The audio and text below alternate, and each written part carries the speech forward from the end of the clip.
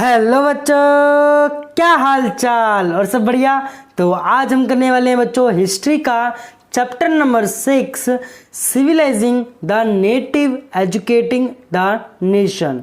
आज हम इस चैप्टर के बारे में समझने वाले हैं, तो पूरी वीडियो में बने रहिएगा। अगर आपने अभी तक हमारे चैनल को सब्सक्राइब नहीं करा है तो ज़रूर चैनल को सब्सक्राइब भी कर देना बच्चों, क्योंकि हम अपने चैनल पर हर एक चैप्टर के बारे में बहुत ही अच्छी तरीके से डिटेल्स में आपको समझाते हैं और आपको उम्मीद करते हैं आपको समझ में भी आता होगा। ठीक है बच्चों, कई सारे बच्चों का रिस्पॉन्स हमने देखा, उनको समझ में बहुत अच्छी तरीके से आता है। इसी से हमें मोटिवेशन मिलती है कि और भी अच्छी तरीके से आपके लिए ये वीडियो बनाया जाए। ठीक है बच्चों, अगर आपने हमारी पिछली वीडियो नहीं देखी है चैप्टर 3 की और मैथ्स की चैप्टर 3 का हमने करवा रखा है बच्चों, और कई सारे जैसे कि कंपेयरिंग क्वांटिटीज़ करवा रखी है, मैथ्स का करवा रखा है, साइंस का करवा रखा है, तो कई सारी प्लेलिस्ट बनी हुई है। अगर प्लेलिस्ट में जो भी चैप्टर आपको चाहिए वहाँ पर जाके आप वो वीडियो देख सकते हो। ठीक है बच्चों, तो चलिए आज स्टार्ट करते हैं चैप्टर नंबर 6 हिस्ट्री का civilising the native educating the nation. मतलब बच्चों इसका चैप्टर का मतलब क्या है, देसी जनता को सभ्य बनाना और राष्ट्र को और शिक्षित करना। ठीक है बच्चों, तो चलिए इस चैप्टर में हम एजुकेशन के बारे में भी अच्छे से पढ़ेंगे कि हमारा जो एजुकेशन सिस्टम है आखिर किसने स्टार्ट करा था, ये कैसे स्टार्ट हुआ था, और जो हमारे पुराने गुरुकुल थे वो कैसे ख़त्म हो गए उसके बारे में भी जानेंगे। तो चलिए स्टार्ट करते हैं। In the earlier chapter, you have been seen how British rule affected Rajas and Nawabs, peasants and tribals।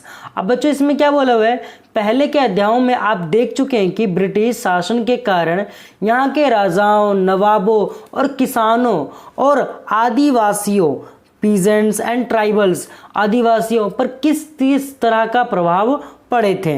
In this chapter we will try to and understand what implication it had for the lives of student.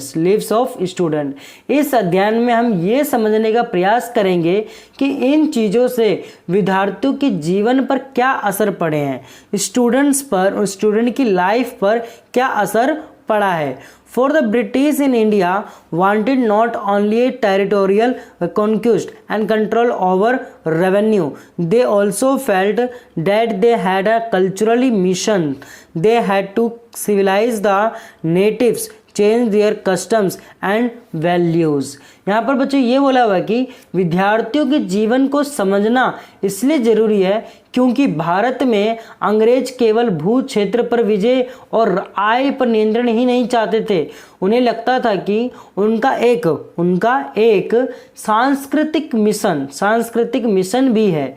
वे मानते थे कि उन्हें देसी समाज को सभ्य बनाना है। Civilised the natives मतलब देसी समाज को सभ्य बनाना है और उसके रीति रिवाजों और मूल्य मान्यताओं को बदलना है, ये ब्रिटिश चाहती थी। What changes were to be introduced? How were Indians to be educated, civilized and made into what the British believed were good subjects? इसमें क्या हुआ बच्चों, बोला गया यहाँ इसमें कि इसके लिए कौन से बदलाव लाए जाने थे, भारतीय को शिक्षित सभ्य और अंग्रेजी की सोच के मुताबिक अच्छी प्रजा बनाने के लिए कौन से कदम उठाए जाने थे, इन सभी पर विचार कर रहे थे ये British. The British could find no simple answer to this questions. अब ये जो थे ब्रिटिश, अंग्रेज के पास भी इन सवालों के कोई बनाए जवाब नहीं थे। They continue to be debated for many decades. इन सवालों पर कई दशक तक बहस चलती रही। ठीक है बच्चों, आगे बढ़ते हैं। How the British saw education. देखो बच्चों, how the British saw education, अंग्रेज शिक्षा को किस तरह देखते थे। Let us look at what the British thought and did and how some of the ideas of education that we now take for granted evolve in the last 200 years। Years. आइए सबसे पहले इस बात पर ध्यान दें कि शिक्षा के क्षेत्र में अंग्रेज क्या सोच रहे थे और शिक्षा के जो विचार हमें आज सहज सामान्य दिखाई देते हैं वे पिछले 200 सालों 200 सालों में किस तरह विकसित हुए हैं। In this process of this inquiry, we will also see how Indians reacted to British ideas and how they developed their own views about how Indians were to be educated. अब इस पड़ताल के दौरान हम इस बात पर भी विचार करेंगे कि भारतीयों ने ब्रिटिश विचारों पर कैसी प्रतिक्रिया दी और इस बारे में अंग्रेजों के विचार किस तरह विकसित हुए हैं। बच्चों समझ में आ रहा है। और भारतीयों को कैसे पढ़ाया जाएगा, इन सभी चीज़ों पर ब्रिटिश पर गौर था, देखा, मतलब उन्होंने सोचा, विचारा। ठीक है बच्चों, ये ब्रिटिश की थी, ब्रिटिश ऐसा कैसे देख रहे थे एजुकेशन सिस्टम को। तो आगे देखिए, आई होप आपको समझ में आ रहा होगा। तो चलिए आगे देखते हैं। The tradition of orientalism. बच्चों यहाँ पर क्या है, प्राच्यवाद की परंपरा क्या है, यहाँ पर प्राच्यवाद की परंपरा। In 1783 a person named William Jones arrived in Calcutta. अब यहाँ पर क्या है बच्चों, सन 1783 में 1783 में एक पर्सन मतलब एक सज्जन कलकत्ता से आए थे। किसका नाम क्या था बच्चों, उनका विलियम जोन्स। एक सज्जन व्यक्ति कलकत्ता से आए थे, उनका नाम क्या है, William Jones. He had an appointment as a junior जज। जूनियर जज at the supreme court that the company had set up. अब बच्चों इसमें क्या है, उन्हें ईस्ट इंडिया कंपनी द्वारा स्थापित किए गए सुप्रीम कोर्ट में जूनियर जज के पद पर तैनात किया गया था। In addition to being an expert in law, Jones was a linguist. अब यहाँ पर बच्चों लिंग्विस्ट का मतलब क्या होता है, इसकी मतलब होता है हिंदी में भाषावादी। क्या होता है बच्चों इसका, भाषावादी। भाषावादी का मतलब बच्चों एक ऐसा व्यक्ति जो कई भाषाओं का जानकार हो, विद्यार्थी हो, उसे हम क्या कहते हैं बच्चों, लिंग्विस्ट कहते हैं, मतलब भाषावादी कहते हैं। ठीक है बच्चों, भाषावादी, लिंग्विस्ट।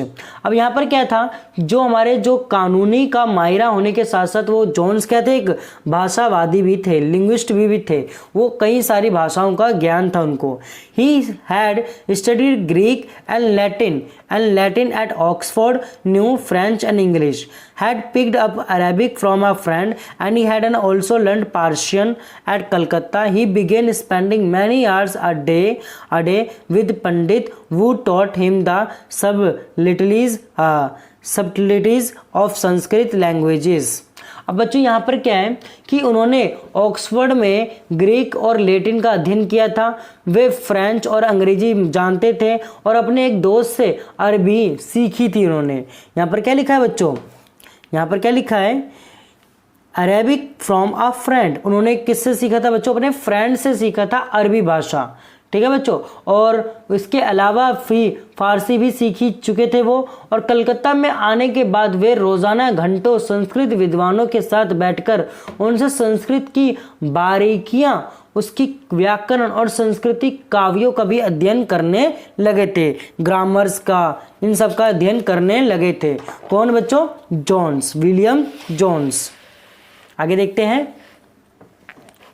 ठीक है बच्चों, soon he was studying ancient Indian text on law, philosophy, religion, politics, morality, arithmetic, medicines and other science। अब बच्चों यहाँ पर क्या है कि ये जो हमारे थे विलियम जोन्स, ये कई और भी सारे अध्ययनों का भी ये ज्ञान लेते थे, जैसे कि उन्होंने कानूनी, दर्शन, धर्म, राजनीतिक, नैतिकता, अंकगणित, चिकित्सा विज्ञान और अन्य विज्ञानों की प्राचीन भारतीय पुस्तकों का भी इन्होंने अध्ययन शुरू कर दिया था। Jones discovered that his interests were shared by many British officials living in Calcutta at the time। अब इन्होंने क्या करा, जोन्स ने पाया कि उस समय कलकत्ता में तैनात बहुत सारे अंग्रेज अफसर भी उनके जैसी दिलचस्पियां रखते थे। Englishmen like Henry Thomas, Colebrooke, and Nathaniel Halhed were also busy discovering the ancient Indian heritage, mastering Indian languages, and translating Sanskrit and Persian work into English. Together with them, Jones set up the Asiatic Society of Bengal and started a journal called Asiatic Researches. बच्चों मतलब यहाँ पर इसका मतलब ये क्या है कि यहाँ पर और भी जोन्स ने पाया कि और भी सारे जो हैं यहाँ पर अंग्रेज अफसर, और भी सारी जो किताबें हैं इसमें मतलब क्या कर रहे हैं बच्चों, इंटरेस्ट उनके है, क्या उनको दिलचस्पियाँ हैं, जैसे कि हेनरी थॉमस कोलब्रुक और नेथेनियल हेलहेड भी भारतीय भाषाएं सीखकर संस्कृत व फारसी रचनाओं का अंग्रेजी में अनुवाद कर रहे थे और प्राचीन भारतीय विरासत को समझने के प्रयास में लगे हुए थे। ये इन लोगों के साथ मिलकर जोन्स ने किन बच्चों, एक तो हमारे कौन, हेनरी थॉमस कोलब्रुक और नेथेनियल है। इन दोनों के साथ मिलकर जोन्स ने एशियाटिक सोसाइटी ऑफ बंगाल का गठन किया था। एशियाटिक सोसाइटी ऑफ बंगाल का क्या करा था बच्चों, उन्होंने मतलब एक गठन करा था और एशियाटिक रिसर्च नामक शोध पत्रिका का प्रकाशन भी शुरू करा। एशियाटिक रिसर्चेस जनरल भी उन्होंने स्टार्ट कर दिया था।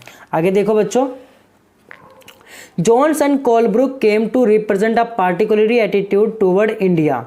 They shared a deep respect for ancient cultures both of India and the West.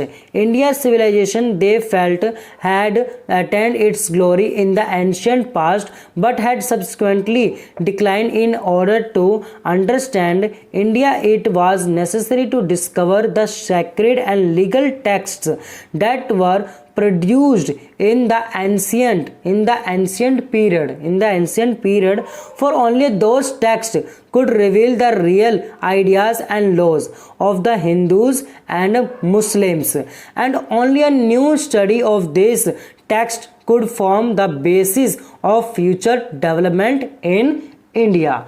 मतलब बच्चों यहाँ पर यह बोला गया कि जोन्स और कोलब्रुक भारत के प्रति एक खास तरह का रवैया रखते थे। वे भारत और पश्चिम दोनों की प्राचीन संस्कृतियों के प्रति गहरा आदर भाव रखते थे। उनका मानना था कि भारतीय सभ्यता प्राचीन काल में अपने वैभव के शिखर पर थी, परंतु बाद में उसका पतन होता चला गया। उनकी राय में भारत को समझने के लिए प्राचीन काल में लिखे गए यहाँ की पवित्र और कानूनी ग्रंथों को खोजना व समझना बहुत जरूरी था। उनका मानना था कि हिंदुओं और मुसलमानों के असली विचारों व कानूनों को इन्हीं रचनाओं के जरिए समझा जा सकता है और इन रचनाओं के पुनः अध्ययन से ही भारत की भावी विकास का आधार पैदा हो सकता है। ठीक है बच्चों, ये किसने सोचा था बच्चों, जोन्स और कोलब्रुक ने। So Jones and Colebrooke went about discovering ancient texts, understanding their meaning, translating them, and making their finding known to others. This project, they believed, would not only help the British learn from Indian culture, but it would also help Indians rediscover their own heritage and understand the lost glories of their past. In this process, the British would become the guardians of India culture as well as its master. अब यहाँ पर क्या है बच्चों, इसी तरह Jones और Colebrook दोनों ही प्राचीन ग्रंथों को ढूंढने, उनकी व्याख्या करने, अनुवाद करने और ज़्यादा से ज़्यादा लोगों तक अपने नतीजे पहुंचाने में जुट गए।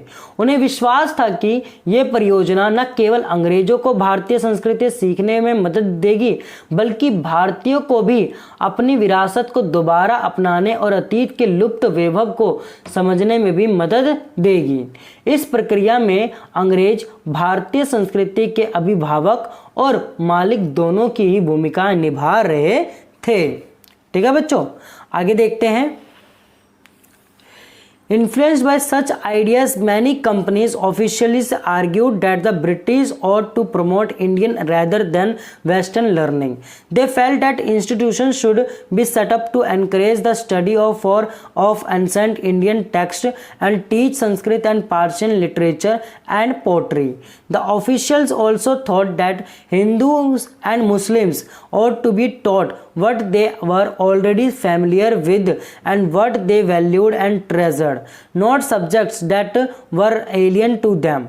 Only then, they believed, could the British hope to win a place in the hearts of the natives. Only then could the alien rulers expect to be respected by their subjects.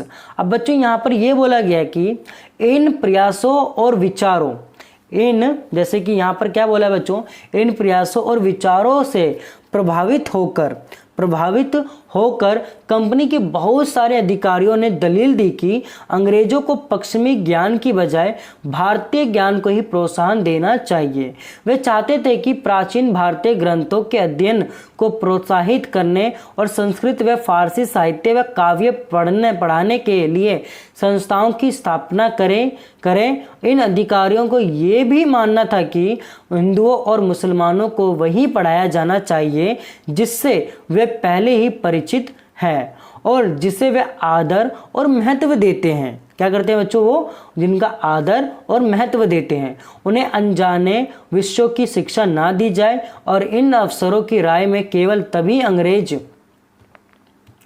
देसी जनता का दिल जीत सकते हैं, केवल तभी अजनबी शासक अपनी प्रजा से आदर की उम्मीद कर सकते हैं। ठीक है बच्चों, आगे देखते हैं। With this object in view, a madrasa was set up in Calcutta in 1781 to promote the study of Arabic, Persian and Islamic law, and the Hindu college was established in Banaras in 1791 to encourage the study of ancient Sanskrit text that would be useful for the administration of the country। अब बच्चों इसमें क्या है, इस बात को ध्यान में रखते हुए 1781 में अरबी, फारसी और इस्लामिक कानून के अध्ययन को बढ़ावा देने के लिए कलकत्ता में एक मदरसा खोला गया और 1791 में बनारस में हिंदू कॉलेज की स्थापना की गई ताकि वहां प्राचीन संस्कृत ग्रंथों की शिक्षा दी जा सके और देश का शासन चलाने में मदद मिले। ठीक है बच्चों, आगे देखो।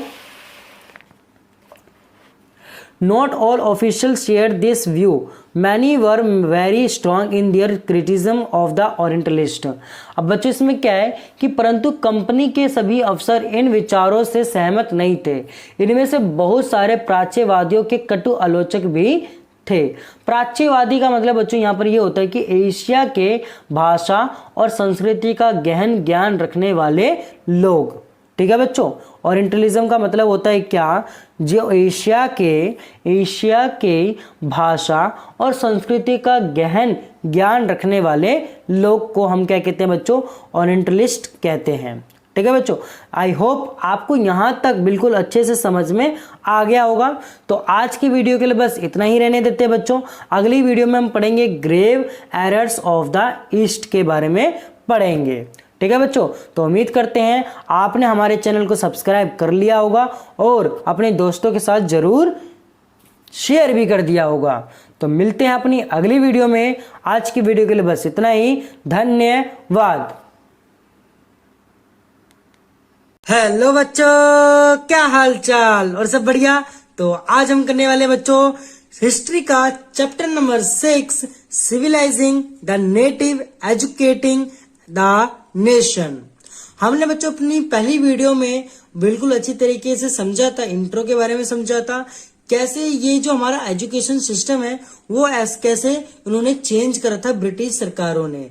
हमने जॉन्स और हेनरी थॉमस कोलब्रुक एंड नेथनियल के बारे में हमने पढ़ा था कि उन्होंने कैसे अपने हमारे इंडियन कल्चर को उन्होंने समझा और वो क्या करना चाहते थे। उन्होंने अलग अलग कॉलेजेस बनवाए, मदरसा बनवाया 1781 में एंड 1791 में बनारस में हिंदू कॉलेज को स्टेब्लिश करा था। तो आज की वीडियो में हम पढ़ने वाले हैं बच्चों grave errors of the East. Grave errors of the East इसकी हिंदी है बच्चों पूरब की जघन्य गलतियां। पूरब की जघन्य गलतियां के बारे में आज हम पढ़ने वाले हैं।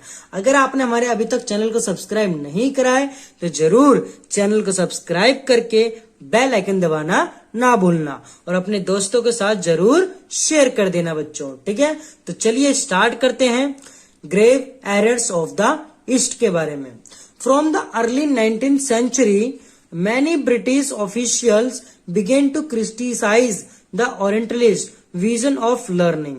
ओरिएंटलिस्ट वाले बच्चों हमने बताया था कि एशिया मतलब एशिया के वो लोग जो संस्कृति के गहन ज्ञानी रखने वाले लोग होते हैं उन्हें कहते हैं ओरिएंटलिस्ट, ठीक है बच्चों। अब यहाँ पर मतलब क्या है, 19वीं सदी की शुरुआत से ही 19वीं शताब्दी से शुरुआत ही में ही बहुत सारे अंग्रेज अफसर शिक्षक के प्राच्यवादी दृष्टिकोण की आलोचना करने लगे थे। They said that knowledge of the East was full of errors and unscientific thoughts. अब ये इन्होंने क्या बोला, उन्होंने कहना था कि पूर्वी समाजों का ज्ञान त्रुटियों से भरा हुआ है, मतलब गलतियों से भरा हुआ है। Eastern literature was non-serious and light-hearted. So they argued that it was wrong on the part of the British to spend so much effort in encouraging the study of Arabic and Sanskrit language and literature. मतलब बच्चों यहाँ पर क्या बोला, उनके मुताबिक पूर्वी साहित्य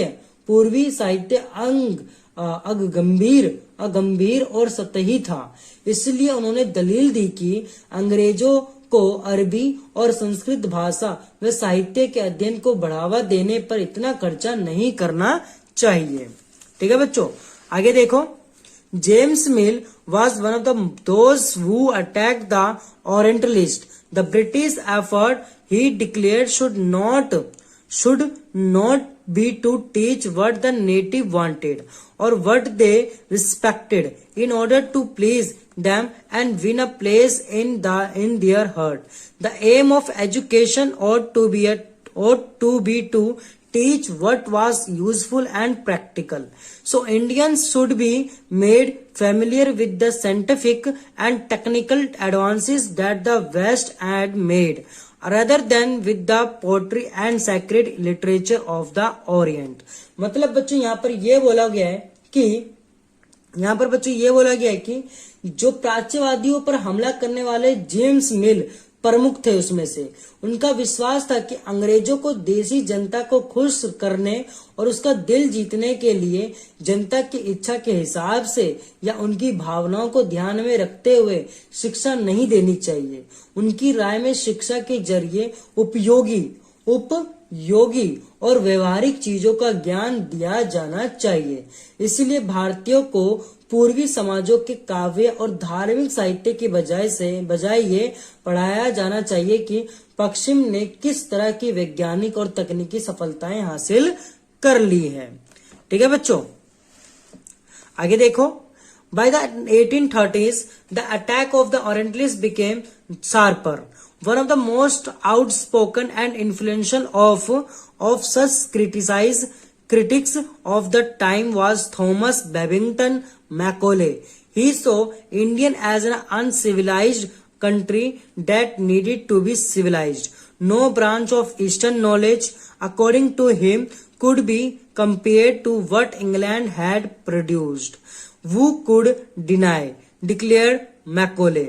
अब बच्चों यहाँ पर ये उन्होंने क्या बोला कि 1830 के दशक तक प्राच्यवादी का विरोध और तीखा हो गया था। थॉमस बेबिंगटन मैकोले इन आलोचकों में सबसे मुखर और प्रभावशाली विचारक थे। वे भारत को असभ्य देश मानते थे जिसे सभ्यता का पाठ पढ़ाना जरूरी था। मैकोले के मुताबिक पूर्वी ज्ञान की कोई भी शाखा इंग्लैंड के प्रगति के समक्ष नहीं थी। मैकोले का कहना था कि एक अच्छे यूरोपीय पुस्तकालय का केवल एक खाना ही भारत और अरब के समूचे देशी साहित्य के बराबर है। उनका तर्क था कि भारत में ब्रिटिश सरकार को प्राच्यवादी ज्ञान पर सरकारी पैसा बर्बाद नहीं करना चाहिए, क्योंकि इससे कोई फायदा होने वाला नहीं है। ठीक है बच्चों, आगे देखो।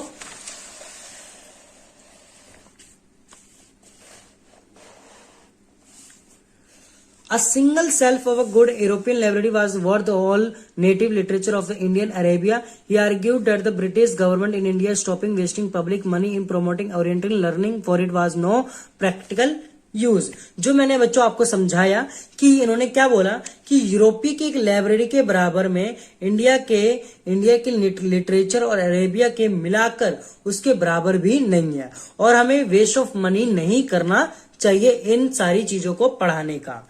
ठीक है बच्चों, तो ये किसने बोला था बच्चों? थॉमस बेबिंगटन मैकॉले ने बोला था।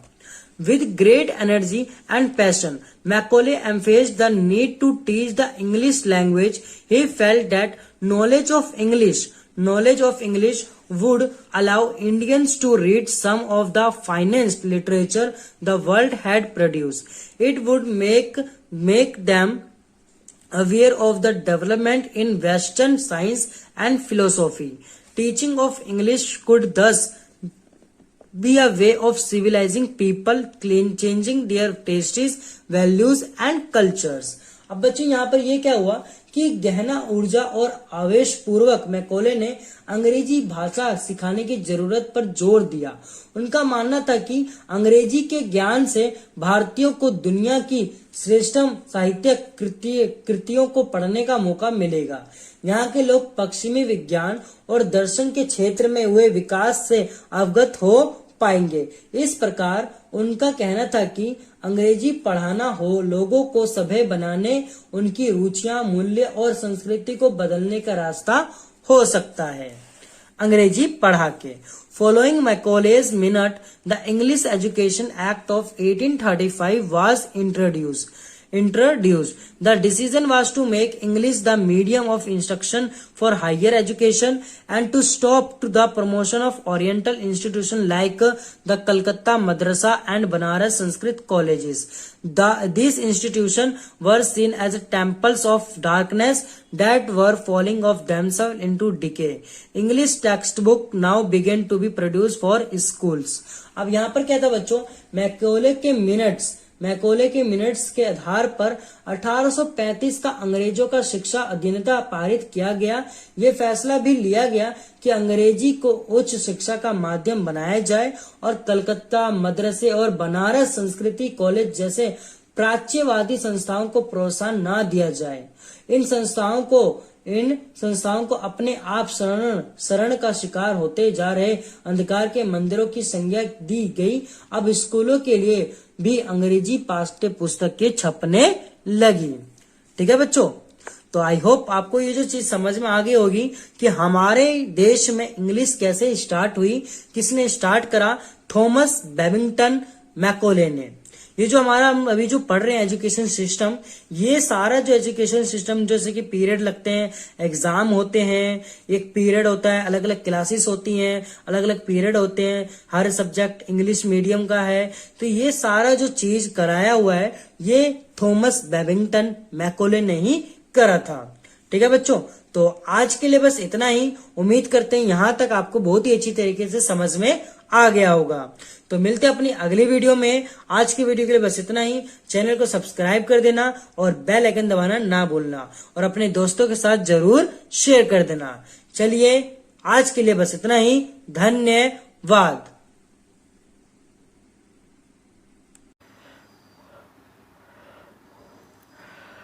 हेलो बच्चों, क्या हाल चाल और सब बढ़िया।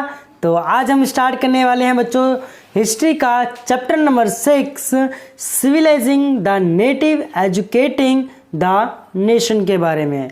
हमने अपनी पिछली वीडियो में पढ़ा था बच्चों कैसे ये जो लोग हैं, मतलब जैसे कि हमारे थॉमस बेबिंगटन मैकॉले ने कैसे इंग्लिश सिस्टम को लाया इंडियन कल्चर में, और हमारे जो इंडियन कल्चर थी संस्कृत भाषा, उस कॉलेजेस को सारे को बंद कर दिया गया और नया सिस्टम चालू कर दिया गया, इंग्लिश सिस्टम स्कूलों में प्रोड्यूस कर दिया गया।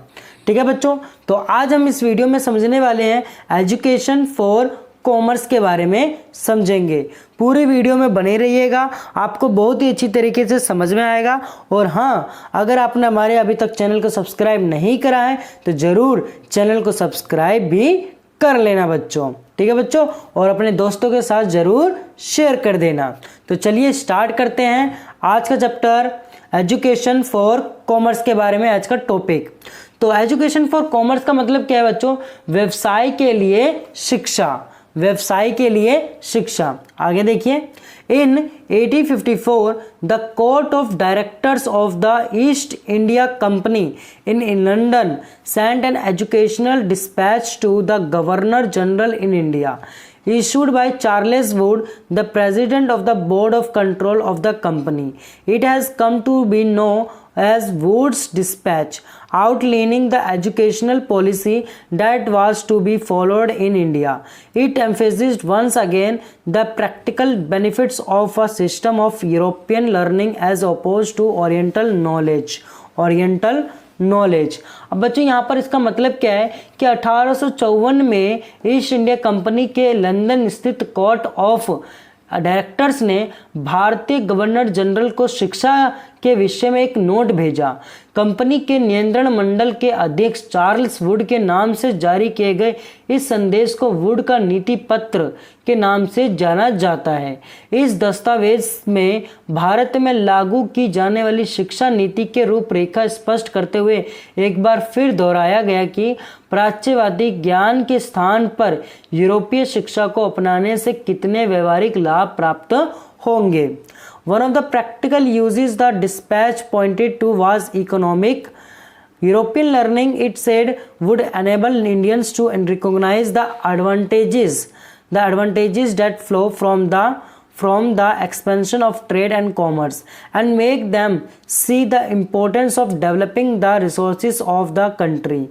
Introducing them to European way of life would change their taste and desire and create a demand for British goods for Indian would begin to appreciate and buy things that were produced in Europe. अब बच्चों यहाँ पर इसका मतलब ये हुआ कि इस दस्तावेज में यूरोपीय शिक्षा का एक व्यवहारिक लाभ आर्थिक क्षेत्र में बताया गया था। उसके मुताबिक यूरोपीय शिक्षा के माध्यम से भारतीय को व्यापार और वाणिज्य के विस्तार से होने वाले लाभों को समझने और देश के संसाधनों के विकास का महत्व समझने में मदद मिलेगी। यदि उन्हें यूरोपीय जीवन शैली से अवगत कराया गया तो उनकी रुचियां और आकांक्षाओं में भी बदलाव आएगा और ब्रिटिश वस्तुओं की मांग पैदा होगी, क्योंकि तब यहाँ के लोग यूरोप में बनी चीज़ों को अपनाना और खरीदना शुरू कर देंगे। ठीक है बच्चों, आगे देखते हैं।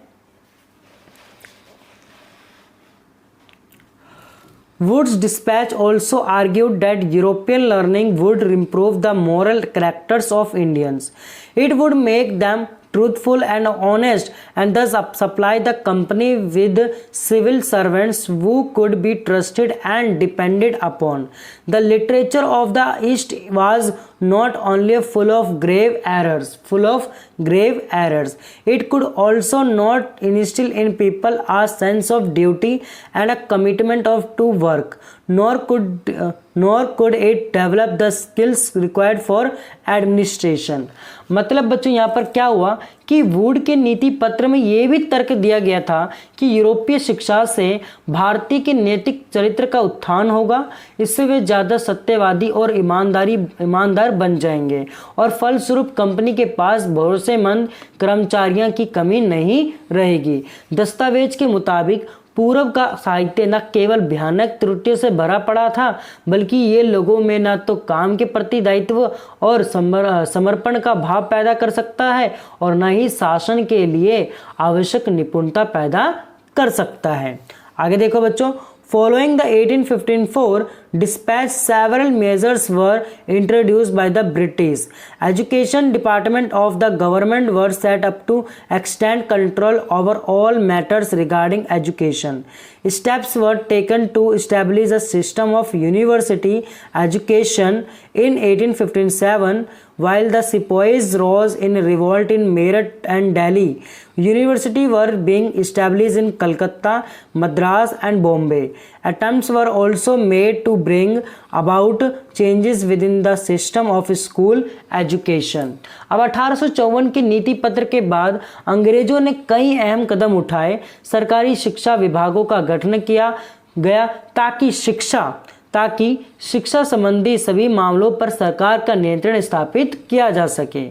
विश्वविद्यालय शिक्षा की व्यवस्था विकसित करने के लिए भी कदम उठाए गए। 1857 में जब मेरठ और दिल्ली में सिपाही विद्रोह कर रहे थे, उसी समय कलकत्ता, मद्रास और बम्बई विश्वविद्यालयों की स्थापना की जा रही थी।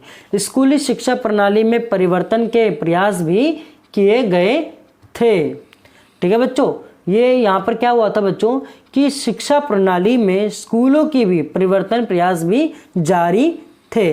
ये थे हमारे वुड डिस्पैच के 1854 के फॉलोइंग थोड़े सेवरल मेजर्स जो ब्रिटिश ने इंट्रोड्यूस करा था।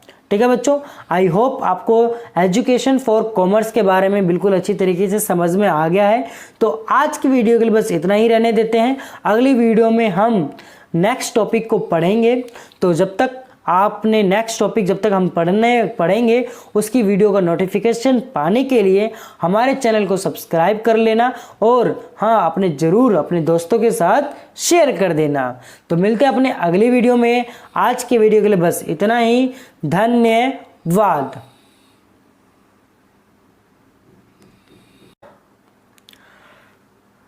हेलो बच्चों, क्या हाल चाल और सब बढ़िया। तो आज हम करने वाले हैं बच्चों हिस्ट्री का chapter number 6 civilising the native education the nation के बारे में।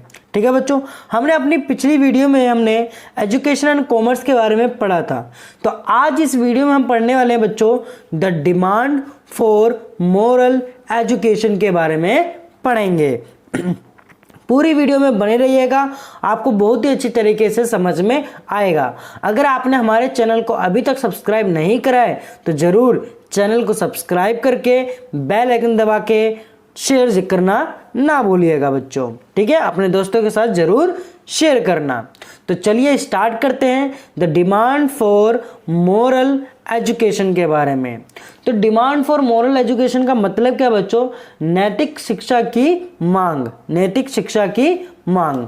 आगे देखिए, the argument for practical education was strongly criticised by the Christian missionaries in India in the 19th century.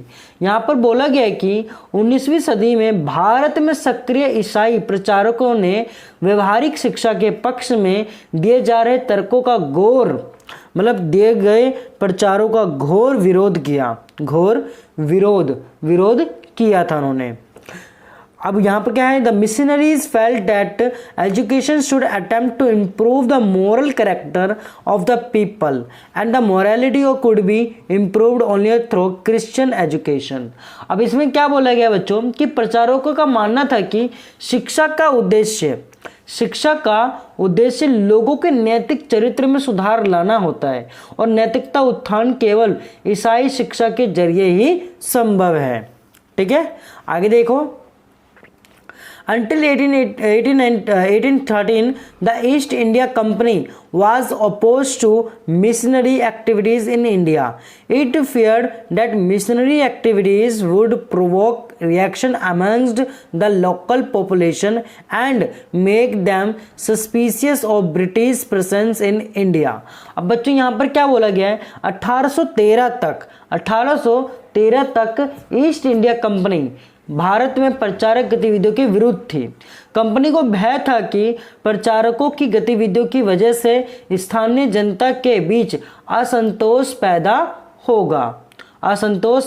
होगा और लोग भारत में अंग्रेजों की उपस्थिति को शक की नज़र में देखने लगेंगे। unable to establish an institution within the British controlled territories, the missionaries set up a mission at Serampore in an area under the control of the Danish East India Company. A printing press was set up in 1800 and a college established in 1818. अब बच्चों यहाँ पर ये बोला गया है कि British नियंत्रण वाले भू क्षेत्रों में अपनी संस्थाएं ना खोल पाने की वजह से प्रचारकों ने अंततः सेरामपुर में अपना मिशन खोला। ये इलाका डेनिश ईस्ट इंडिया कंपनी के नियंत्रण में आता था। किसके बच्चों? डेनिश ईस्ट इंडिया कंपनी के अंदर में आता था ये। और वर्ष 1800 में एक छापा खाना लगाया गया, मतलब प्रिंटिंग लगाई गई, यहाँ पर प्रिंटिंग प्रेस लगाया गया। और 1818 में एक कॉलेज भी इस्टेब्लिश्ड है, इसे मतलब खोला गया। ठीक है बच्चों, आगे देखो। Over the 19th century, missionary schools were set up all over India. After 1857, however, the British government in India was reluctant to directly support missionary education. There was a feeling that any strong attack on local customs, practices, beliefs and religious ideas might enrage native opinion. मतलब बच्चों यहाँ पर यह बोला गया कि 19वीं सदी के दौरान पूरे भारत में प्रचारक स्कूल खोले गए, परंतु 1857 के बाद भारत की ब्रिटिश सरकार प्रचारक शिक्षा को प्रत्येक सहायता देने में आनाकानी करने लगी थी।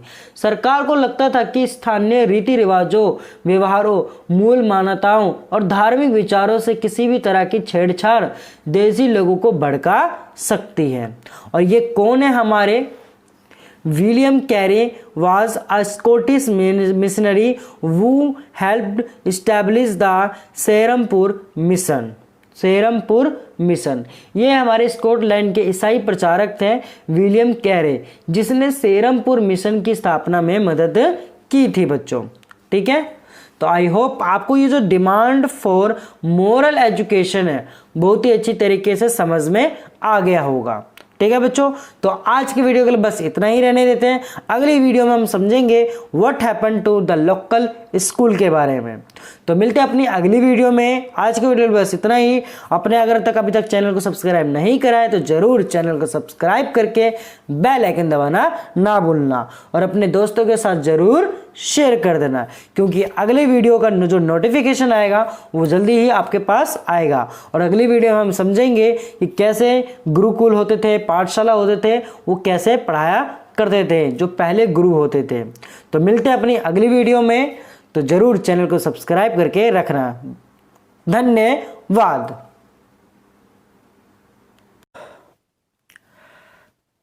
हेलो बच्चों, क्या हाल चाल और सब बढ़िया। तो आज हम करने वाले हैं चैप्टर नंबर 6 हिस्ट्री का, civilising the native educating the nation के बारे में। तो हमने अपनी पिछली वीडियो में पढ़ा था the demand for moral education के बारे में। कई दिनों से हमारे चैनल पर वीडियो अपलोड नहीं हो रही थी, उसका कारण था कई सारे फेस्टिवल थे और मैं भी कहीं और गया था, हरिद्वार गया था। शॉर्ट्स वीडियो में आपने ज़रूर देखा होगा। तो चलिए अब से अब डेली वीडियो आएंगी बिना कोई डिले करे हुए। तो आज हम टॉपिक पढ़ने वाले हैं बच्चों, what happen to the local schools. जो कई दिनों से जो वीडियो नहीं आ रही थी उसके लिए मैं आपसे तहे दिल से माफ़ी मांगना चाहता हूं और अब से डेली वीडियो आएंगी। ठीक है बच्चों, तो चलिए स्टार्ट करते हैं। What happen to the local school मतलब क्या बच्चों? स्थानीय पाठशालाओं का क्या हुआ। तो सबसे पहले क्या लिखा हुआ है, do you have any idea of how children were taught in pre British times? Have you ever wondered whether they want to schools and if there were schools what happen to this under British rule? अब यहाँ पर क्या लिखा हुआ बच्चों, क्या आपको कुछ अंदाजा है कि अंग्रेजों से पहले यहाँ बच्चों को किस तरह पढ़ाया जाता था? क्या आपने कभी सोचा है कि उस समय बच्चे स्कूल जाते भी थे या नहीं? अगर स्कूल थे तो ब्रिटिश शासन के तहत उनका क्या हुआ? ठीक है बच्चों, तो आगे क्या लिखा हुआ है, the report of William Adam. अब विलियम एडम की रिपोर्ट के द्वारा क्या लिखा गया है यहाँ पर हम पढ़ते हैं। In the 1830s, William Adam, a Scottish missionary, toured the districts of Bengal and Bihar. यहाँ पर क्या बोला गया बच्चों, 1830 के दशक में स्कॉटलैंड से आए ईसाई प्रचारक विलियम एडम ने बंगाल और बिहार के जिलों का क्या करा बच्चों, दौर करा, मतलब वहाँ पर जांच पड़ताल करी वहाँ पर. He had been asked by the company to report on the progress of education in vernacular schools. अब यहाँ पर क्या लिखा हुआ बच्चों, कंपनी ने उन्हें देसी स्कूलों में शिक्षा प्रगति पर रिपोर्ट तैयार करने का जिम्मा सौंपा था. किसने, कंपनी ने. The report Adam produce is interesting. अब एडम ने जो रिपोर्ट तैयार की वह बहुत ही क्या थी बच्चों, दिलचस्प थी, बहुत ही इंटरेस्टिंग थी. Adam found that there were over 1 lakh पाठशाला in Bengal and Bihar. Adam ने पाया कि बंगाल और बिहार में 1 लाख से ज़्यादा पाठशालाएं हैं. ये पहले के जो गुरुकुल हुआ करते थे, पाठशालाएं हुआ करते थे, कम से कम 1 लाख से ज़्यादा क्या थे बच्चों, पाठशाला हुआ करता था. ये बंगाल एंड बिहार की बात है ये बच्चों, ठीक है. These were small institution with no more than 20 student each. अब इसमें क्या था, ये बहुत छोटे छोटे केंद्र थे जिनमें आमतौर पर 20 से ज़्यादा विद्यार्थी नहीं होते थे ये. But the total number of children being taught in this पाठशाला was considered over 20 lakh. 20 lakh. अब बच्चे इसमें क्या लिखा हुआ है, लेकिन फिर भी इन पाठशालाओं में पढ़ने वाले बच्चों की कुल संख्या काफ़ी बड़ी, यानी 20 लाख से भी ज़्यादा थी. These institutions were set up by wealthy people or the local community. At times they were started by a teacher, guru. अब बच्चों यहाँ पर ये लिखा हुआ है कि ये पाठशालाएं संपन्न लोगों, मतलब जो धनी व्यक्ति होते थे, वेल्दी पीपल, संपन्न लोगों या स्थानीय समुदाय द्वारा चलाई जा रही थी. कई पाठशालाएं स्वयं गुरु द्वारा ही प्रारंभ की गई थी. ठीक है बच्चों, अगर आपको अच्छे से समझ में आ रहा है, इसकी ट्रांसलेशन, इसकी हिंदी आपको अच्छे से समझ में आ रही है जो मैं आपको समझा रहा हूं, तो ज़रूर हमारे चैनल को सब्सक्राइब करना और बेल आइकन दबाना ना भूलना और अपने दोस्तों के साथ ज़रूर शेयर करना बच्चों. ठीक है बच्चों, तो चलिए आगे पढ़ते हैं. The system of education was flexible. अब ये जो शिक्षा का जो तरीका था वो क्या था बच्चों, काफ़ी लचीला था. Few things that you associate with school today were present in the पाठशाला एट दैट टाइम. अब बच्चों आज आप जिन चीज़ों की स्कूलों से उम्मीद करते हैं उनमें से कुछ चीज़ें उस समय की पाठशालाओं में भी मौजूद थी. There were no fixed fee, no printed books, no separate school building, no benches or chairs, no blackboards, no system of separate classes, no roll call registers, no annual examination and no regular timetable. मतलब बच्चों यहाँ पर यह बोला गया है कि उनमें से कुछ चीज़ें ऐसी, मतलब कुछ समय की पाठशाला में भी मौजूद थी. मतलब ये कौन सी चीज़ें, जैसे कि बच्चों की फीस निश्चित नहीं थी, कोई भी बच्चों की छपी हुई किताबें नहीं होती थी, पाठशालाएं की इमारतें अलग से नहीं बनाई जाती थी, जो बिल्डिंग होते थे, बेंच कुर्सियाँ नहीं होती थी, ब्लैक बोर्ड नहीं होते थे, अलग से कक्षाएं लेने, बच्चों की हाजिरी लेने कोई इंतजाम नहीं होता था. सालाना इम्तिहान, मतलब जो एग्ज़ाम होते थे वो भी नहीं होता था, और नियमित समय सारणी, मतलब टाइम टेबल जैसी कोई भी व्यवस्था नहीं थी. ठीक है बच्चों, बिल्कुल भी ये सारी चीज़ें नहीं हुआ करती थी. In some places classes were held under a banyan tree. In other places in the corner of village, shop और टेम्पल और एट द गुरुज होम. अब यहाँ पर यह बोला गया कि बच्चों ये अलग, मतलब ये जो कक्षाएं ली जाती थी, कुछ पाठशालाएं बरगद की छांव में ही चलती थी, मतलब banyan ट्री के नीचे. तो कई गांवों के किसी दुकान में या मंदिर के कोने या गुरु के घर पर ही बच्चों को पढ़ाया जाता था. ठीक है बच्चों, fee dependent on the income of parents, parents की इनकम पर उनकी फ़ी को डिपेंड करा जाता था। मतलब उसकी जो बच्चों की जो फीस होती थी उनके माँ बाप की आमदनी से तय होती थी, आमदनी से तय होती थी कि उसके माता पिता पैसा कितना कमाते हैं। The rich had to pay more than the poor, teaching was oral and the guru decided what to teach, what to teach. अब शिक्षा मौखिक होती थी, यहाँ पर क्या होती थी बच्चों, शिक्षा क्या होती थी, मौखिक होती थी। अब यहाँ पर जो यहाँ पर बोला हुआ है टीचिंग वाज ओरल, अब यहाँ पर लिखा था rich had to pay more than the poor, अमीरों को ज़्यादा और गरीबों को कम फीस देनी पड़ती थी। और शिक्षा कैसे होती थी बच्चों, ओरल होती थी, मौखिक भाषा में होती थी शिक्षा।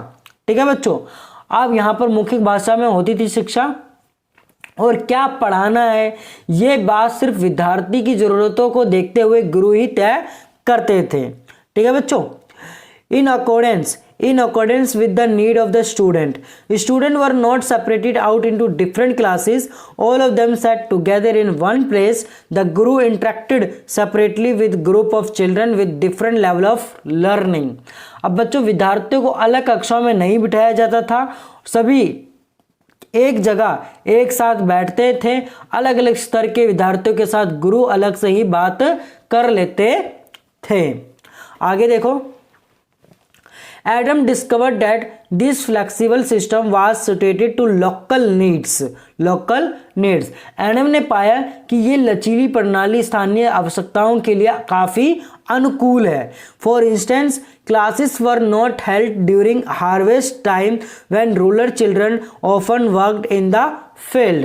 अब उदाहरण के लिए फसलों की जब कटाई होती है, फसलों की कटाई के समय कक्षाएं क्या हो जाती है बच्चों, बंद हो जाती थी, क्योंकि उस समय गांव के बच्चे प्राय खेतों में काम करने चले जाते थे। The पाठशाला started once again when the crop had been cut and stored. This meant that even children of peasants family could study. अब यहाँ पर क्या था बच्चों, कटाई और अनाज निकल जाने के बाद पाठशाला दोबारा शुरू हो जाती थी। इसका परिणाम ये था कि साधारण काश्तकारों के बच्चे भी पढ़ाई कर सकते थे इसमें। ठीक है बच्चों, पढ़ाई कर सकते थे। ये सारी जो थी ये एडम की क्या थी बच्चों, रिपोर्ट थी। ये एडम की क्या थी बच्चों, रिपोर्ट थी।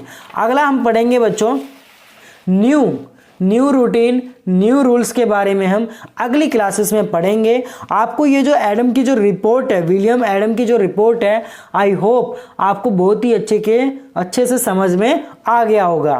तो हम अपनी नेक्स्ट क्लास में पढ़ेंगे new routine and new rules के बारे में।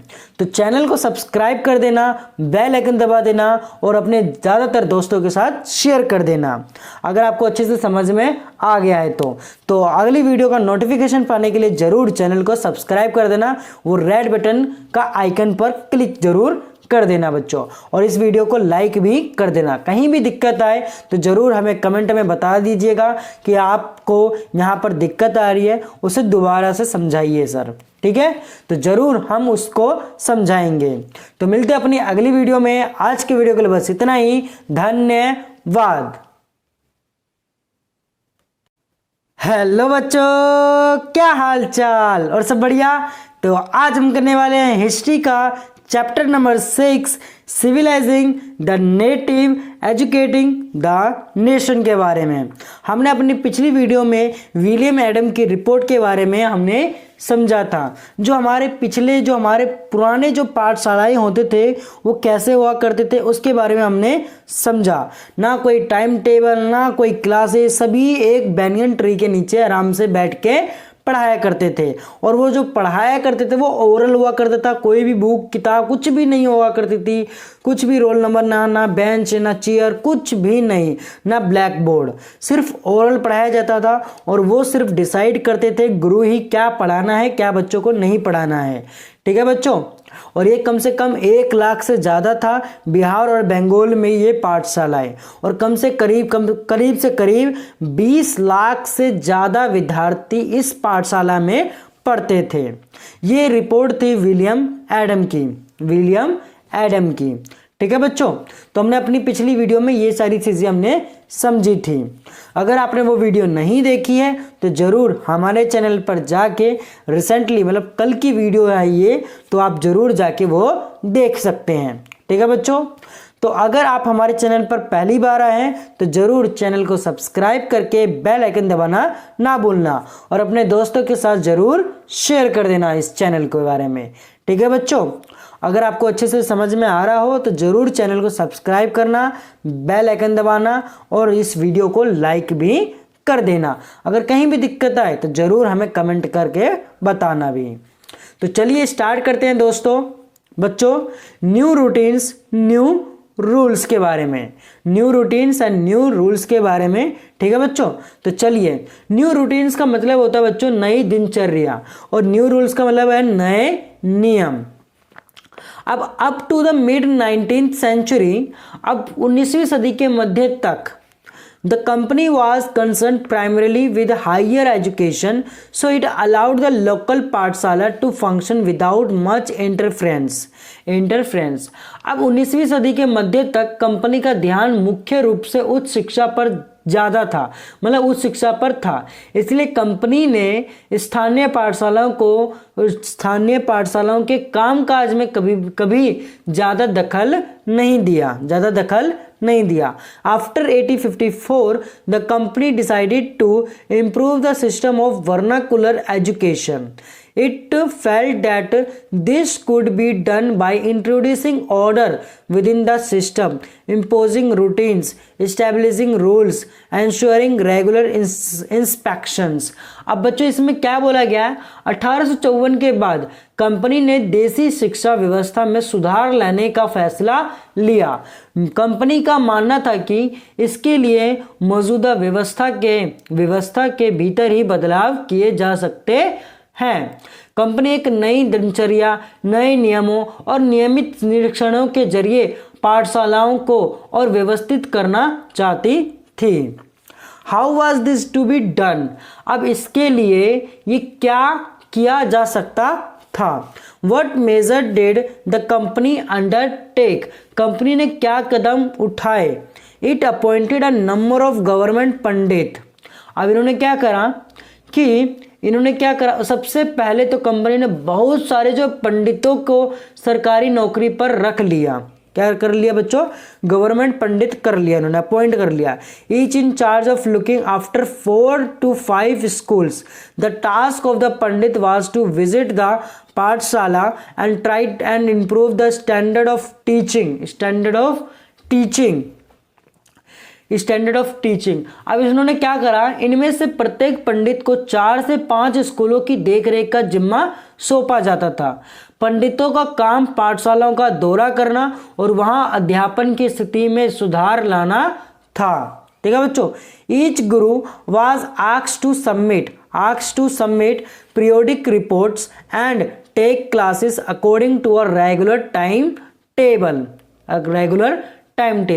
प्रत्येक गुरु को निर्देश दिया गया कि वह समय समय पर अपने स्कूल के बारे में रिपोर्ट भेजें और कक्षाओं को नियमित समय सारणी के अनुसार पढ़ाइए। Teaching was now to be based on textbooks and learning was to be tested through a system of annual examination। अब अध्यापन पाठ्य पुस्तकों पर आधारित हो गया और विद्यार्थियों की प्रगति को मापने के लिए वार्षिक परीक्षाओं की भी रूपरेखा तैयार की जाने लगी। स्टूडेंट्स वर आस्क्ड टू पे a regular fee, attend regular classes, sit on fixed seats and obey the new rules of discipline. अब यहाँ पर क्या था बच्चों कि विद्यार्थियों से कहा गया कि वे नियमित रूप से शुल्क दें, मतलब फीस दें, नियमित रूप से कक्षा में आए और तय सीट पर बैठें और अनुशासनों के नियमों का भी पालन करें। ठीक है बच्चों, ये सारे न्यू रूल्स बनाए गए थे। Pathshala which accepted the new rules were supported through government grants. अब नए नियमों पर चलने वाली पाठशाला को सरकारी अनुदान मिलने लगे। Those who were unwilling to work within the new system received no government support. जो पाठशालाएं नई व्यवस्था के भीतर काम करने को तैयार नहीं थी, उन्हें कोई सरकारी सहायता नहीं दी जाती थी। ठीक है बच्चों, सपोर्ट नहीं करा जाता था। Over time gurus who wanted to retain their independence found it difficult to compete with the government aided and regulated पाठशाला। अब इसमें क्या था बच्चों, उन्हें कोई सरकारी सहायता नहीं दी जाती थी, जो उनकी सरकारों के विरोध, मतलब जो सरकारों के साथ नहीं काम करते थे। ठीक है, जिन गुरुओं ने सरकारी निर्देशों का पालन करने की बजाय अपनी स्वतंत्रता बनाए रखी, वे सरकारी सहायता प्राप्त और नियमों से चलने वाली पाठशालाओं के सामने कमजोर पड़ने लगे। आगे देखो, the new rules and routine had another consequence.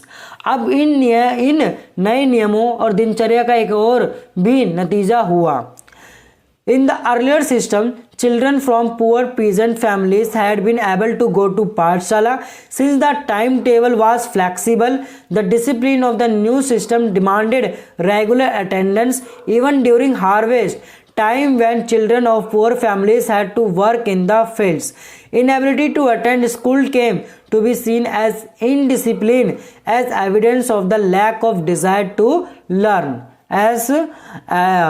Lack of desire to learn. अब बच्चों यहाँ पर यह बोला गया है कि पहले वाली व्यवस्था में गरीब किसानों के बच्चे भी पाठशाला में जा सकते थे, क्योंकि शालाओं की समय सारणी काफ़ी लचीली होती थी। नई व्यवस्था के अनुशासन की मांग थी कि बच्चे नियमित रूप से स्कूल आए, और अब कटाई के मौसम में भी बच्चों का स्कूल में आना जरूरी था, जबकि उस समय गरीबों के, मतलब गरीब घरों के बच्चे खेतों में काम करने जाया करते थे।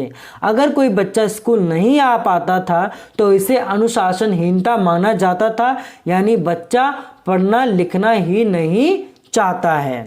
ये सारे नियम बना दिए गए थे न्यू एजुकेशन पॉलिसी के तहत। ठीक है बच्चों, न्यू रूटीन, न्यू रूल्स बना दिए थे एजुकेशन के तौर पर, नई पाठशालाओं के तौर पर। ये थी हमारी ब्रिटिश सरकार की जो हमारा एजुकेशन सिस्टम था उसको चेंज करने का तरीका। ठीक है बच्चों, आई होप आपको ये जो चीज़ समझ में आ गई होगी कि हमारी जो एजुकेशन सिस्टम है वो कैसे चेंज हुआ है। ठीक है बच्चों, तो आई होप आपको अच्छे से समझ में आ गया होगा। तो आज की वीडियो के लिए बस इतना ही रहने देते हैं बच्चों। अगली वीडियो में हम समझेंगे the agenda for a national education के बारे में हम समझेंगे। ठीक है बच्चों, तो इस टॉपिक को समझने के लिए आप हमारे चैनल को सब्सक्राइब कर लेना, बेल आइकन दबाना ना भूलना, क्योंकि जो नोटिफिकेशन है आपके पास जल्दी से जल्दी आ जाए, और रोज सुबह 9 बजे वीडियो अपलोड होती है। ठीक है बच्चों, तो जल्दी से आप आके देख सकते हो। तो मिलते हैं अपनी अगली वीडियो में। आज की वीडियो के लिए बस इतना ही। धन्यवाद।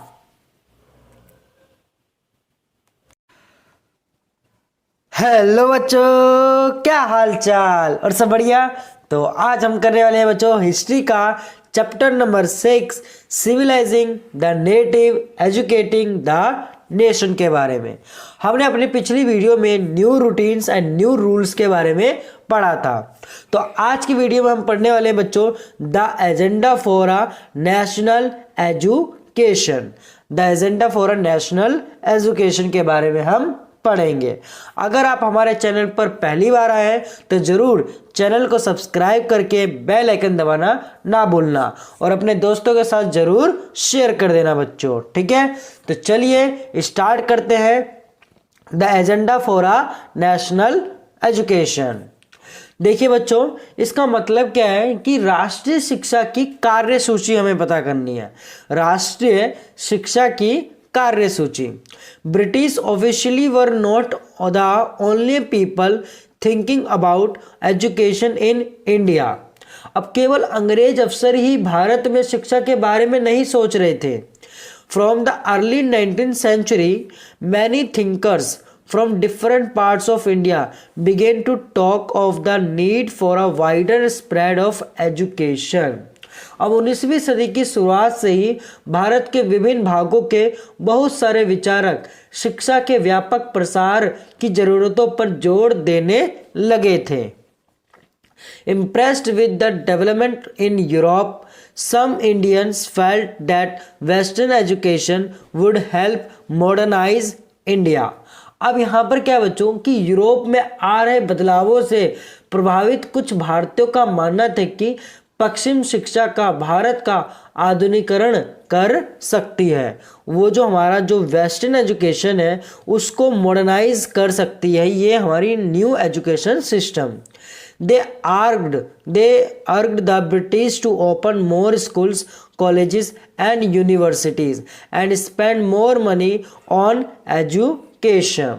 अब इसमें क्या हुआ कि उन्होंने अंग्रेजों से आह्वान किया, मतलब आश्वासन, मतलब जो आह्वान होता है, उन्होंने वो बताया कि वे नए स्कूल, कॉलेज और विश्वविद्यालय खोले तथा शिक्षा पर ज़्यादा पैसा खर्च करें।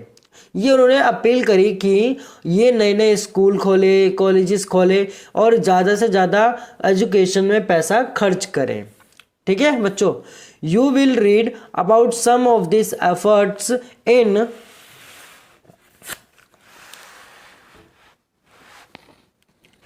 in chapter 9 there other Indians however who reacted against western education. Mahatma Gandhi and Rabindranath Tagore were two such individually. Let us look at what they had to say। अब बच्चों इसमें ये चैप्टर 9 दे रखा है, वैसे चैप्टर नंबर 8 होगा, ये chapter number 8। ठीक है बच्चों, अब ये चैप्टर नंबर 8 हमें बोल रखा है, क्या बोल रखा है बच्चों, चैप्टर नंबर 8। अब चैप्टर नंबर 8 में क्या बोला, यहाँ पर क्या बोला है उन्होंने कि इस दिशा में हुए कुछ प्रयासों के बारे में आप अध्ययन 8 में पढ़ेंगे, परंतु बहुत सारे भारतीय पश्चिम शिक्षा के विरुद्ध थे। महात्मा गांधी और रविंद्रनाथ टैगोर इसी तरह के लोगों में से भी थे। आइए देखें let us look at what they had to say. आइए देखें कि उनका क्या कहना था। अगर वे भी लाइट का कोई प्रॉब्लम हो रहा है तो बच्चों उसको इग्नोर करिएगा, हमारी बातों पर ज़्यादा ध्यान दीजिएगा। फ्लैश लाइट हो गया, ये लाइट ज़्यादा पड़ रही है तो थोड़ा सा उसको एडजस्ट ज़रूर बच्चों कर लीजिएगा। ठीक है बच्चों, तो चलिए आगे देखते हैं। इंग्लिश एजुकेशन हैज़ एनस्लेव्ड अस। अब यहाँ पर क्या बोला है बच्चों कि अंग्रेजी शिक्षा ने हमें गुलाम बना दिया है, हमें गुलाम बना दिया है। Mahatma Gandhi argued that colonial education created a sense of inferiority in the minds of Indians। अब महात्मा गांधी का कहना था कि औपनिवेशिक शिक्षा ने, औपनिवेशिक शिक्षा मतलब बच्चों कॉलोनियल एजुकेशन ने भारतीयों के मस्तिष्क में हीनता का बोध पैदा कर दिया है, मस्तिष्क में, दिमाग में।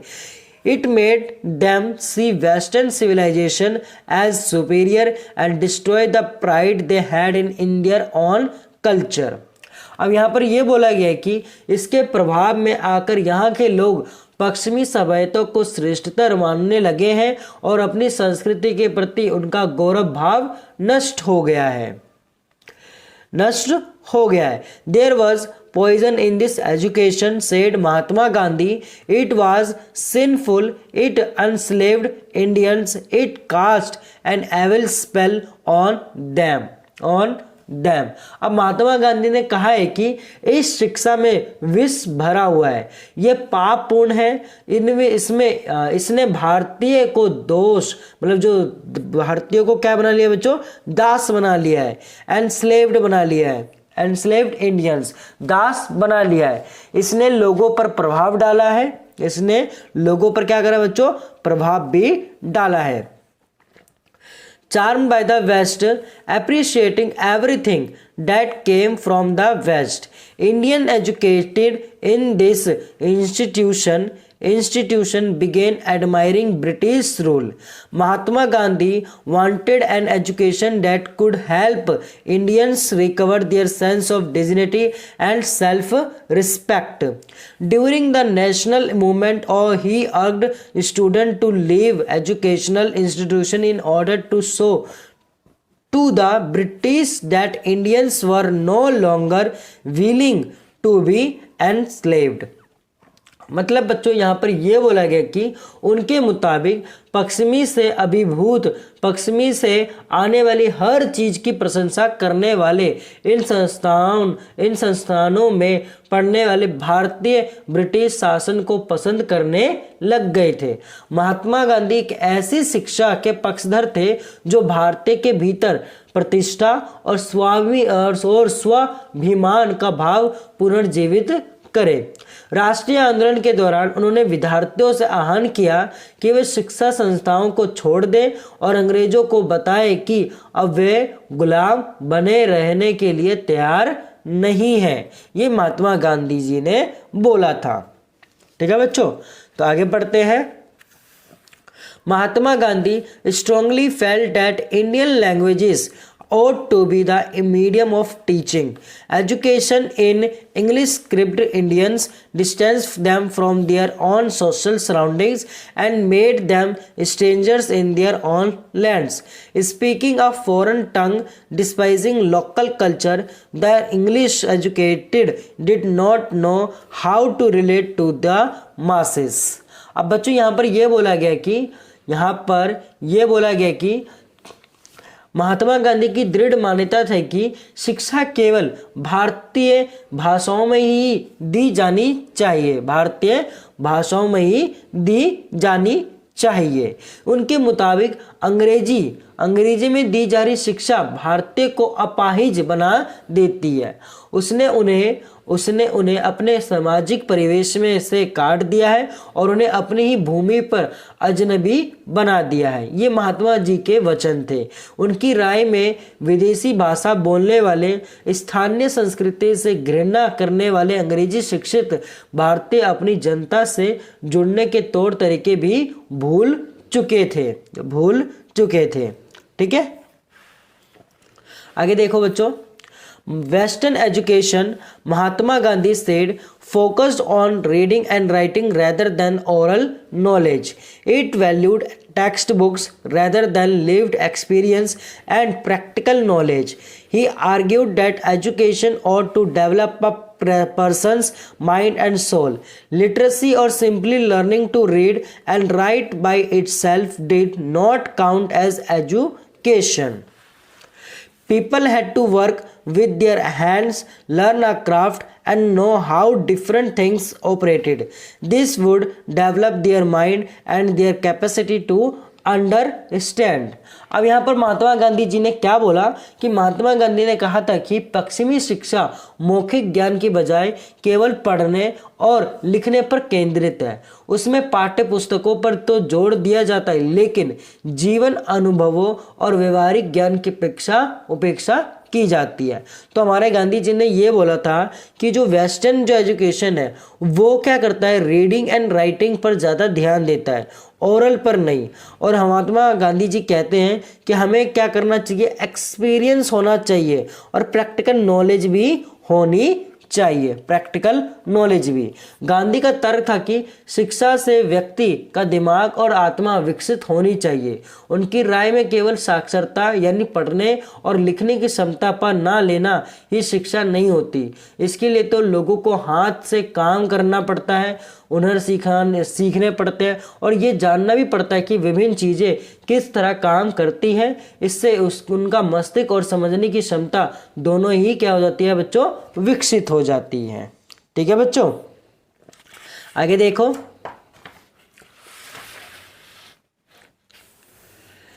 As nationalist sentiments spread, other thinkers also began thinking of a system of national education which would be radically different from that set up by the British.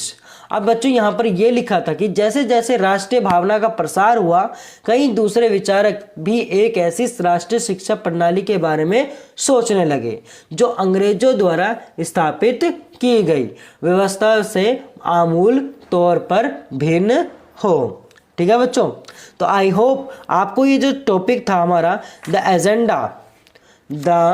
Agenda for a national education के बारे में जो था, महात्मा गांधी ने क्या तर्क दिए उनके बारे में भी आपने समझा और आपको अच्छी तरीके से समझ में भी आ गया होगा। उम्मीद करते हैं अगर आपको अच्छी तरीके से समझ में आ गया है तो ज़रूर चैनल को सब्सक्राइब कर देना, बेल आइकन दबा देना और हाँ, वीडियो को लाइक करके कमेंट में भी ज़रूर बताइएगा कि आपको कैसा लगा, आज समझ में आया या नहीं आया। ठीक है बच्चों, कहीं भी वीडियो में कहीं भी दिक्कत होती है तो ज़रूर हमें ज़रूर बताइएगा।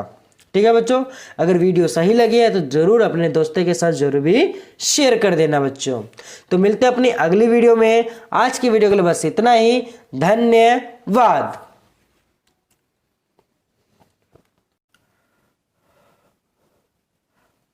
हेलो बच्चों, क्या हाल चाल और सब बढ़िया। तो आज हम करने वाले हैं हिस्ट्री का chapter number 6, civilising the native educating the nation के बारे में। ठीक है बच्चों, तो हमने अपनी पिछली वीडियो बनाई थी। अगर आपने वो पिछली वीडियो नहीं देखी है तो ज़रूर हमारे चैनल पर जाके देख सकते हो।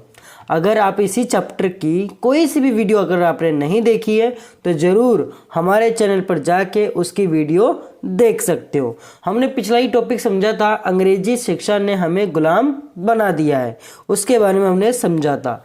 कई सारी चीज़ें हमारी महात्मा गांधी जी ने हमारे बारे में, हमारे एजुकेशन सिस्टम के बारे में महात्मा गांधी जी ने बहुत सारी बातें भी कही है। ठीक है बच्चों, अब आज हम ये पढ़ने वाले हैं बच्चों टैगोर का Shantiniketan, Tagore's abode of peace, Tagore का शांति निकेतन। ठीक है बच्चों, तो पूरी वीडियो में बने रहिएगा, आपको बहुत ही अच्छी तरीके से समझ में आएगा। ठीक है बच्चों, अगर आपको बहुत ही अच्छी तरीके से समझ में आ रहा हो तो ज़रूर चैनल को सब्सक्राइब करके बेल आइकन दबाना ना भूलना और अपने दोस्तों के साथ ज़रूर शेयर कर देना। तो चलिए स्टार्ट करते हैं। Tagore's abode of peace, Tagore का Shantiniketan. Many of you may have heard of Shanti Niketan.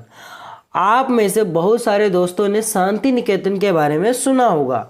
Do you know why it was establish and why and by whom? क्या आप जानते हैं कि इसकी स्थापना किसने और क्यों की थी? Rabindranath Tagore started the institution in 1901। Rabindranath Tagore ने ये संस्था 1901 में शुरू की थी। As a child Tagore hated going to school, he found it suffocating and oppressive. अब बच्चों यहाँ पर क्या बोला है कि टैगोर जब बच्चे थे तो स्कूल जाने से बहुत ही चिढ़ते थे, वहाँ उनका दम घुटता था और उन्हें स्कूल का माहौल दमनकारी लगता था। The school appeared like a prison, for a could never do what he felt like a doing. So while other children listened to the teacher, Tagore's mind would wander away. अब यहाँ पर क्या है, उन्हें स्कूल कैसा लगता था बच्चों? दमनकारी। टैगोर को ऐसा लगता था कि मानो स्कूल कोई क्या हो, जेल हो, क्योंकि वहाँ बच्चे मन चाह कभी नहीं कर पाते थे, कभी कुछ नहीं कर पाते थे। जब दूसरे बच्चे शिक्षक को सुन रहे होते थे तो टैगोर का दिमाग कहीं और ही भटक रहा होता था। यह आम सभी बच्चों के साथ भी होता है। The experience of his school days in Calcutta shaped Tagore's ideas of education. अब बच्चों, कलकत्ता के अपने स्कूल जीवन के अनुभवों ने शिक्षा के बारे में टैगोर के विचारों को काफ़ी प्रभावित किया। On growing up, he wanted to set up a school where the child was happy, where she could be free and creative, where she was able to explore her own thoughts and desire. अब बच्चों यहाँ पर क्या था, जब वे बड़े हुए तो उन्होंने एक ऐसा स्कूल खोलने के बारे में सोचा जहाँ बच्चे खुश रह सके, जहाँ वे मुक्त और रचनाशील हो, जहाँ वे अपने विचारों आकांक्षाओं को समझ सके। टैगोर फेल्ट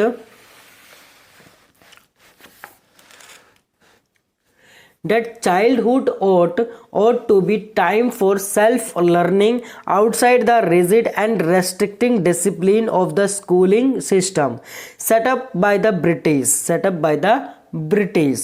अब यहाँ पर क्या बोला बच्चों, टैगोर को लगता था कि बचपन का समय अपने आप सीखने का समय होना चाहिए। वह अंग्रेजों द्वारा स्थापित की गई शिक्षा व्यवस्था के बड़े और बंधनकारी अनुशासन से मुक्त होना चाहिए। Teacher had to be imaginative, understand the child and help the child develop her curiosity. According to Tagore, the existing school scaled the natural desire of the child to be creative, her sense of wonder.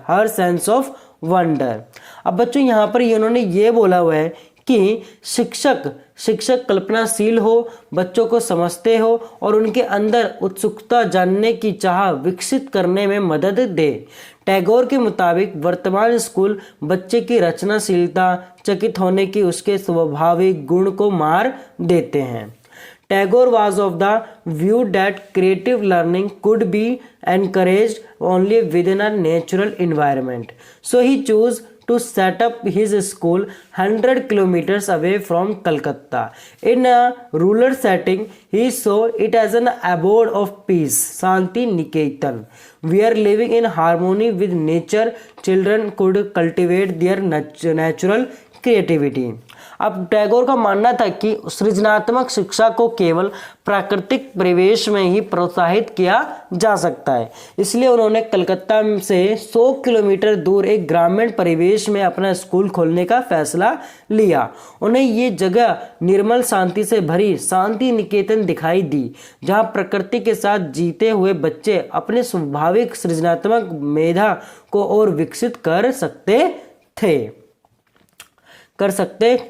अब in many senses Tagore and Mahatma Gandhi thought about education in similar ways.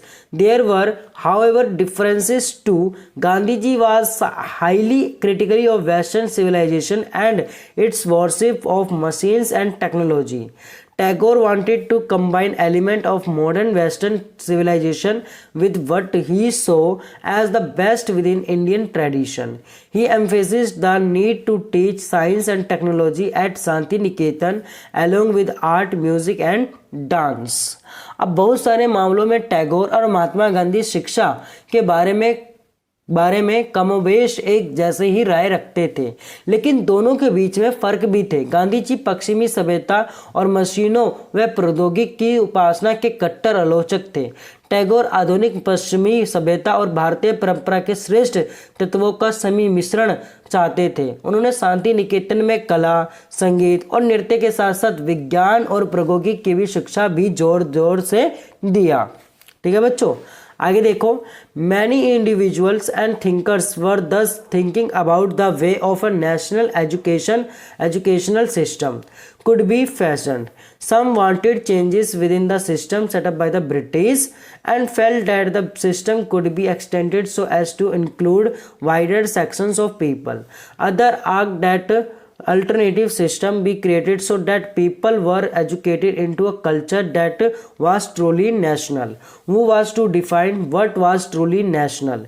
The debate about what this national education ought to be continued till after independence. इस प्रकार बहुत सारे लोग इस बारे में सोचने लगे थे कि एक राष्ट्रीय शिक्षा प्रणाली की रूपरेखा क्या होनी चाहिए। कुछ लोग अंग्रेजों द्वारा स्थापित की गई व्यवस्था में ही परिवर्तन हो चाहते थे। उनका मानना था कि इसी व्यवस्था को इस तरह फैलाया जाए कि उसमें ज़्यादा से ज़्यादा लोगों को पढ़ने के मौके मिले। इसके विपरीत बहुत सारे लोग ऐसे भी थे जो एक वैकल्पिक व्यवस्था चाहते थे, जबकि लोगों को सच्चे अर्थों में राष्ट्रीय संस्कृति की शिक्षा दी जा सके।